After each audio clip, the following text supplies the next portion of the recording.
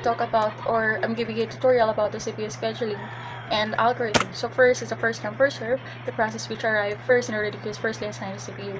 So simple, kung sino yung dumating, i-execute niya, tatapusin niya bago siya magpapapasok or magpaprocess ng pangalawang dumating na processes. Okay, so I have here an example. I have process ID, the P1 to P4 arrival time, and then the burst time. Of course, para makuha yung completion time natin, gagawa tayo ng Gantt chart. Okay.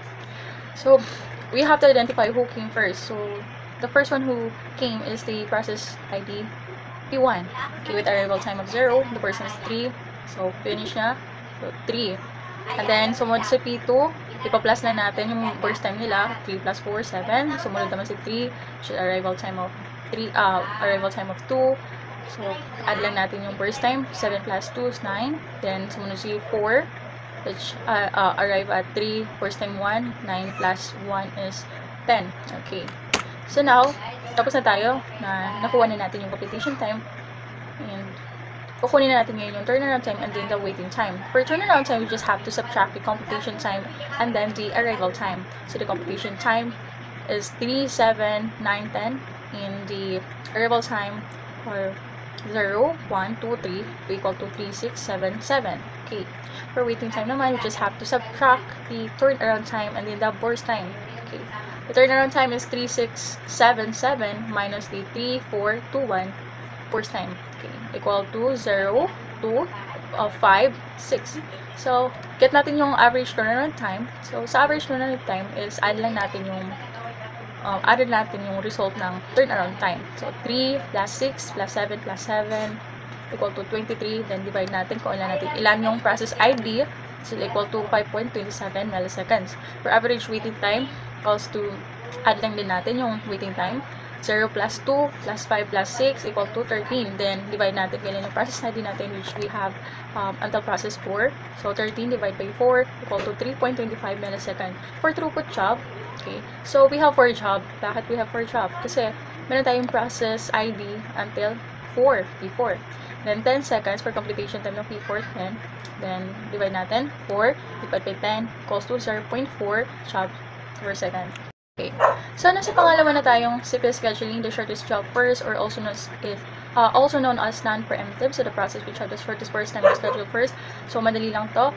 Ibibase niya lang siya sa kung sino yung pinakamaiksi na first time. So, kung may tayo siya na first time, may palas na first time, yung first come first serve, yun yung gagawin natin para mag-basis tayo. Okay. So, here, example, for non-preemptive, we have process ID until 5. Arrival time and the burst time. So, kuha tayo sa Gantt chart. Gantt chart to guide para makuha natin yung exit time. Okay, so sino yung unang dumating? Si arrival P2 with arrival time of 0 and the burst time of 6. So, 0. Then, exit time niya is 6. So, sinong sumunod? Okay. So, while nagpa-process si P2 ng burst time niya 6 is dumating sila P3, P4, P5 with a burst time of 4, 2, 3. So, dito papasok si non-preemptive, no?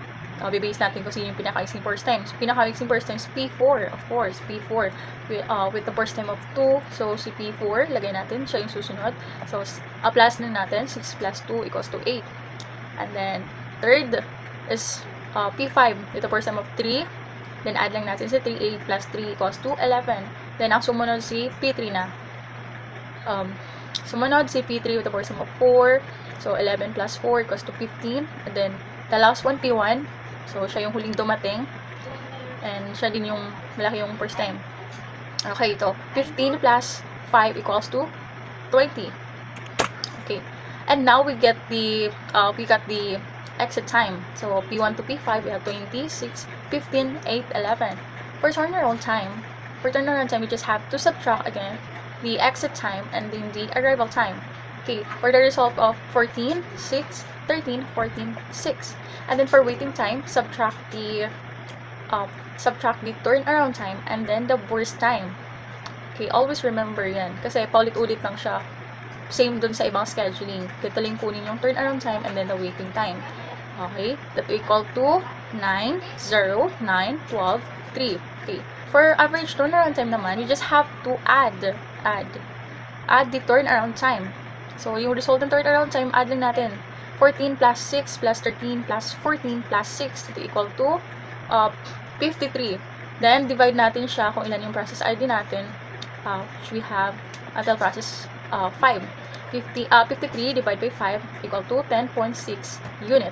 For average waiting time naman, add lang natin say waiting time, yung result ng waiting time, 9 plus 0 plus 9 plus 12 plus 3 equals to 33.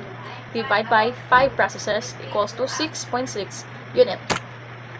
Okay, dahil nakalimutan ko maglagay ng throughput. So, sa 5 job, dahil 5 yung process ID niya, and then 20 seconds is yung higher na exit time, then divide. So, that will equal to 0.25 job or seconds. Okay, so nandito na tayo sa pangatlo, which is the shortest remaining time first, also known as the preemptive.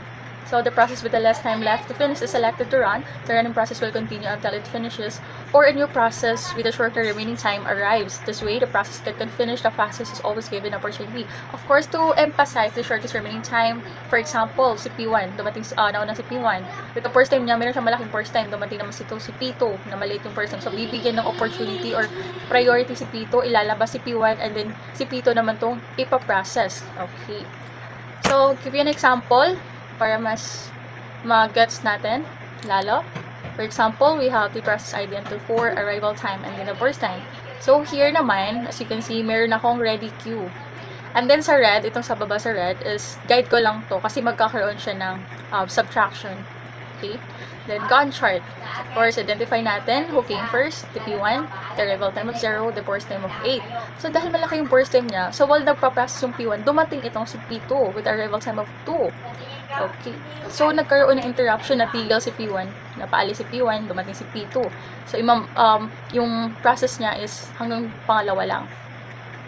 Okay. So, yung P1 is until 2 lang. Okay. Then, ma-minus lang natin si P1, naging 6.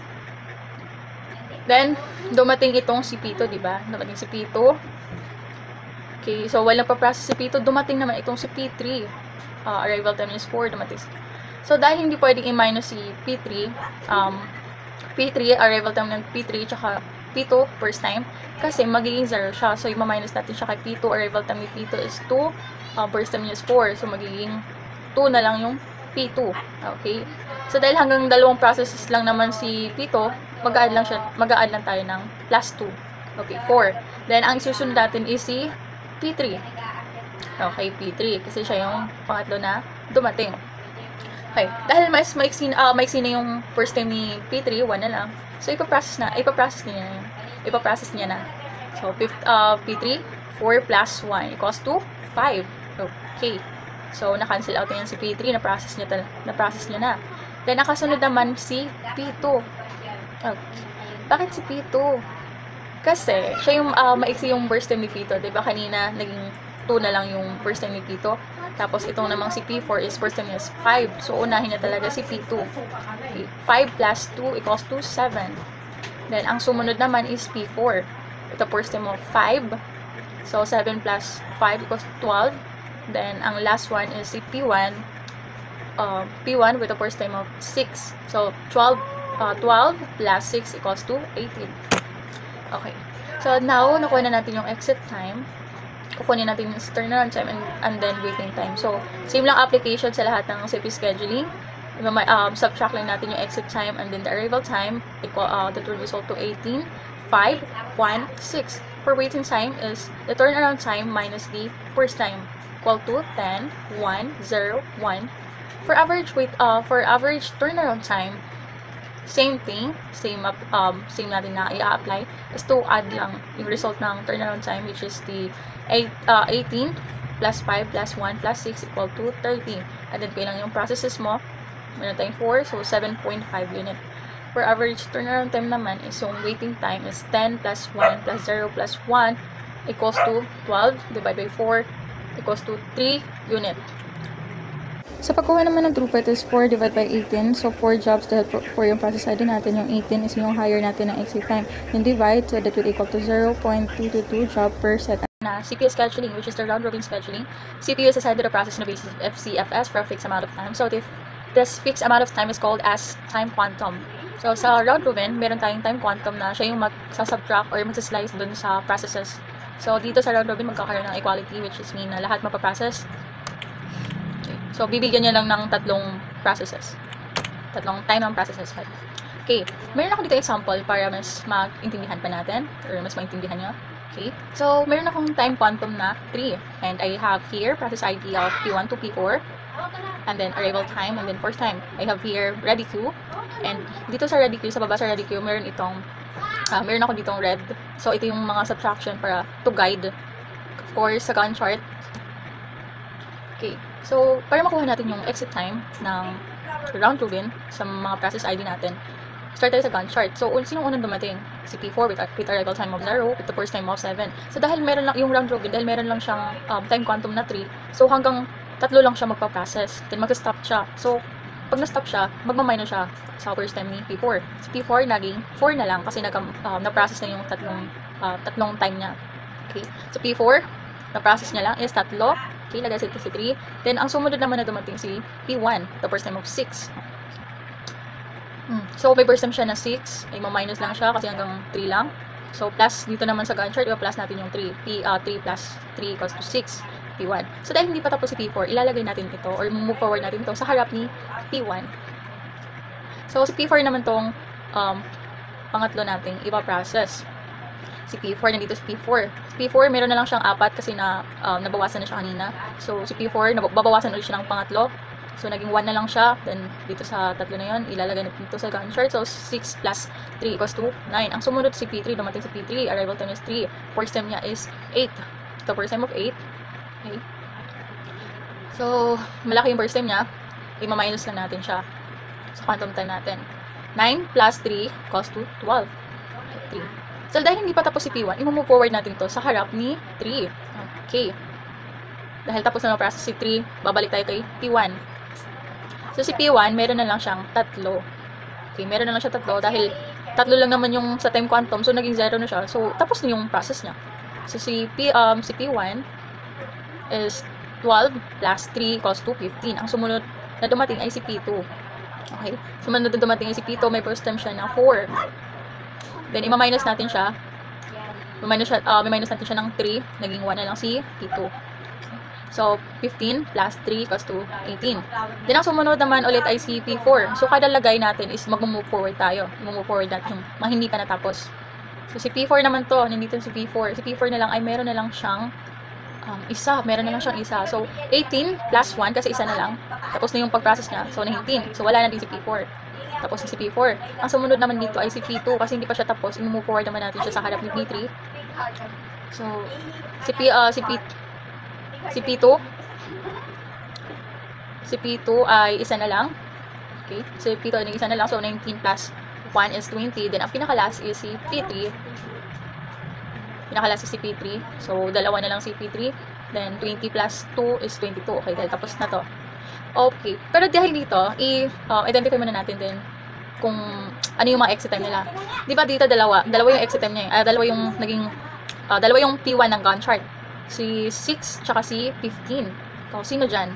Of course, si P1, 15.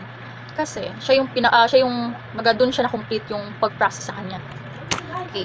So, P1, exit time natin is 15, P2, 20, P3, 22, and P4, 19. For turnaround time, subtract the exit time and then the arrival time. That will result to 12, 14, 18, 19. For waiting time naman, is subtract natin yung turnaround time and then the first time. That would equal to or result to 6, 10, 10, 12. For average turnaround time naman is add lang natin yung turnaround time. 12 plus 14 plus 18 plus 19 equals to 64. Then divide kung ilan yung processes. 15.75 unit. For average turnaround time naman is add lang natin yung waiting time. So 6 plus 10 plus 10 plus 12 equals to 38. Divide by ilang process natin. So equal to 9.5 unit. Sa throughput, mayroong 4 job, which is mean may 4 na process ID niyan. Then sa 22 second, ito yung pinaka-higher na exit time. Then divide lang natin yan. So 0.1616 job per second yung result. So yan. Tapos na natin yung round robin. So sana meron kayong natutunan sa akin. That's all. Thank you. Bye.